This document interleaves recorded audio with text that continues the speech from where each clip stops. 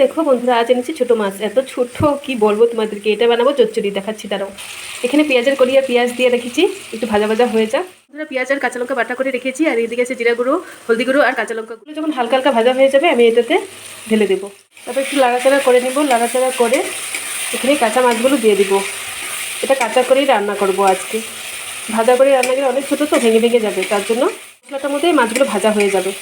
ভালো মতন মশলাটা কষিয়ে নিয়ে মাছগুলো এটার মধ্যে দিয়ে তারপর হালকা একটু জল দিয়ে ঢাকা দিয়ে দেবো 5 মিনিটের জন্য। এখন মাছগুলো এখানে ছেড়ে দেবো অল্প অল্প করে, বেশি বেশি করে ছাড়বো না, কারণ বেশি বেশি করে ছাড়লে ভেঙে যেতে পারে।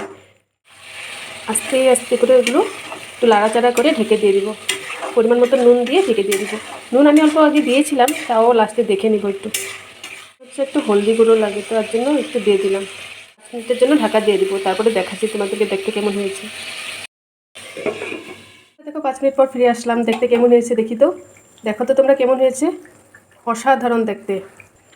এখন দেখো ধনেপাতা কেটে রেখেছি, এগুলো এখন দিয়ে দিব। এখন একটু হালকা করে নেড়ে টেড়ে নেব, যদি ভেঙে না যায়। দেখো তোমাদেরকে সামনে থেকে দেখাচ্ছি। এই যে দেখো কেমন হয়েছে বলো তো দেখতে। আমার ছোটো মাছ রান্না কমপ্লিট। কে কে খেতে ভালোবাসে বলো তো একবার কমেন্টে। আর কার বাড়িতে কী রান্না হয়েছে সেটা বলবে। আর যদি খেতে মন যায় তাড়াতাড়ি এসে পড়ো। Bye bye.